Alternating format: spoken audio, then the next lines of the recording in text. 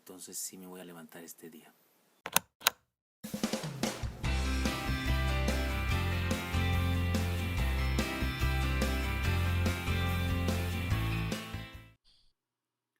Dios les bendiga, soy el pastor Gilberto Gutiérrez de la Iglesia Bautista Obre de México DF. Me da mucho gusto saludarlos en este miércoles 14 de septiembre. Ciudadanos saludables, el tema del mes. El reino en la tierra es el tema de esta semana. Estamos en Hechos 11, 19 al 30, estudiando varios de los pasajes de este texto y encontrando unas enseñanzas muy importantes. La pregunta de esta semana es, ¿quiénes son los cristianos?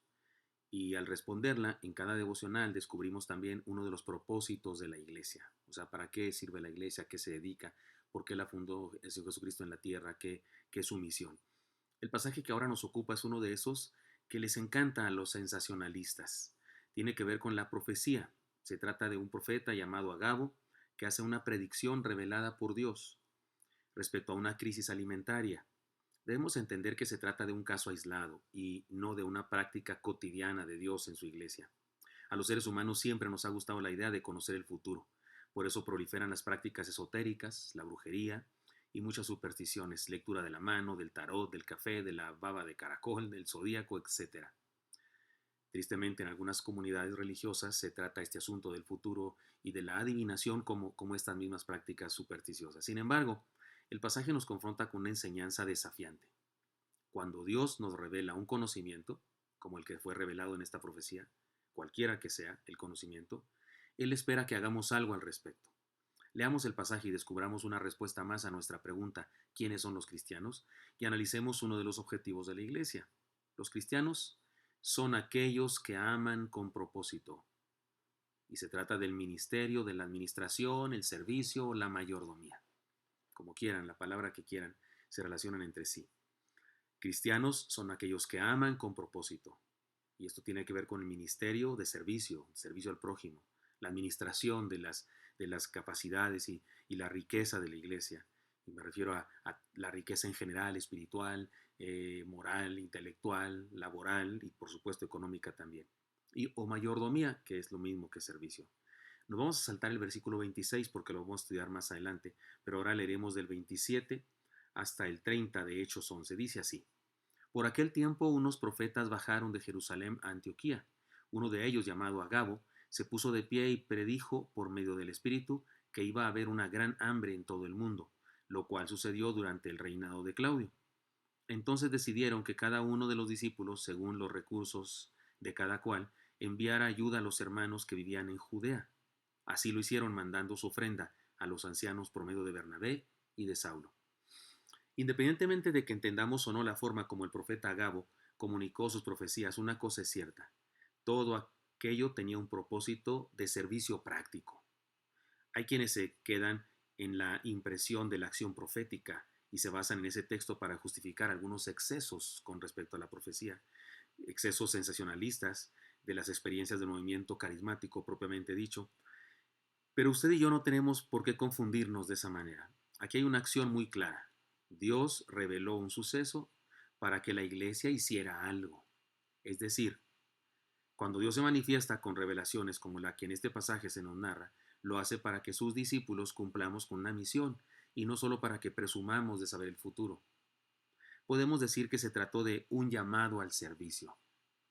La iglesia de Jesús tiene un corazón que late al ritmo que late el corazón de Jesús. Se preocupa por los necesitados y hace algo por ellos. La preocupación por las necesidades prácticas, la cooperación voluntaria como expresión clara del amor de Dios es un rasgo vital de la personalidad de la iglesia y de los que forman parte de ella. Cuando una iglesia crece, crecen sus necesidades y crece también las posibilidades de alcance de su misión. Pero hace falta que cada creyente que la forma sea también un discípulo dispuesto a dar y a darse para saciar las necesidades. Cuando en una comunidad no hay suficiente para realizar lo que Dios le manda a esa comunidad, es obvio que hay alguien que está fallando en su responsabilidad administrativa. Comete un grave error quien cree que la fe no tiene que ver con la materia. Cuando creemos en un Dios que es dueño de todo cuanto existe y que es proveedor, entonces somos buenos mayordomos de lo que le pertenece a Él y de lo que nos ha ordenado entregar. Algunas veces el materialista interesado en el dinero acusa de materialista interesada en el dinero a la iglesia, porque se siente aludido cada vez que se habla del asunto. Pero ese es un tema bíblico y es imposible no mencionarlo, especialmente cuando estamos definiendo el perfil de lo que son los cristianos verdaderos. No podemos perder de vista entonces lo siguiente. Déjenme les digo 7 cosas muy breves rápidamente. Número 1. Había una hambruna que Dios no necesariamente produjo, pero había hambre en el mundo en ese momento. O iba a haber hambre en los días sucesivos. 2. Dios revela este asunto futuro por medio de una profecía y lo revela a su iglesia. 3. No hay evidencia de que Dios revelara el futuro todos los días, cada semana o cada mes. No, se trató de algo inusual, extraordinario, casi único. 4. El propósito de este acontecimiento extraordinario, esta revelación extraordinaria, fue claro. Dios quería motivar a su iglesia a actuar. Y sucedió, por cierto, sí actuó su iglesia. 5. El día de hoy podemos saber las necesidades de la gente que nos rodea en el país y en el mundo entero, con o sin profecías. El día de hoy Dios nos sigue revelando a la iglesia, y no necesariamente a través de un milagro como el del profeta Gabo que hizo la profecía. La iglesia sigue el día de hoy reconociendo, le es revelado por Dios que hay necesidades en el mundo. 6. Igual que en aquella ocasión, Dios espera que su iglesia actúe. Y 7. El día de hoy hay hambre de paz, hambre de propósito, hambre de esperanza, hambre de salvación, hambre de perdón, hambre de buenas relaciones, hambre de salud familiar, hambre de bondad, etcétera. Y debemos hacer algo para saciar al mundo de esa hambre. Permítame compartirles una ilustración muy famosa que le he contado antes, pero que va muy bien ahora aquí.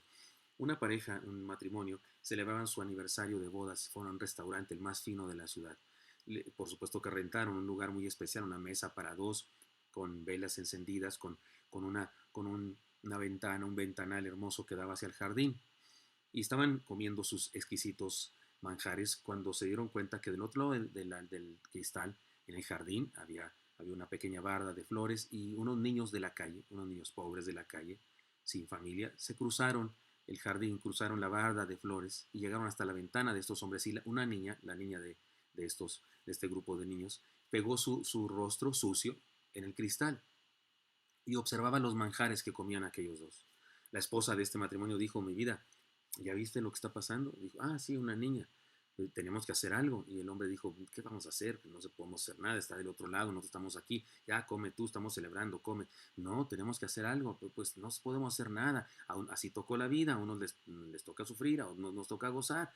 La esposa dijo: yo no puedo seguir comiendo si no hacemos algo al respecto. Y el hombre dijo: pues, ¿qué quieres que haga? Y la mujer dijo decidida: si no haces algo tú, lo voy a hacer yo. Y el hombre dijo: bueno, hazlo tú.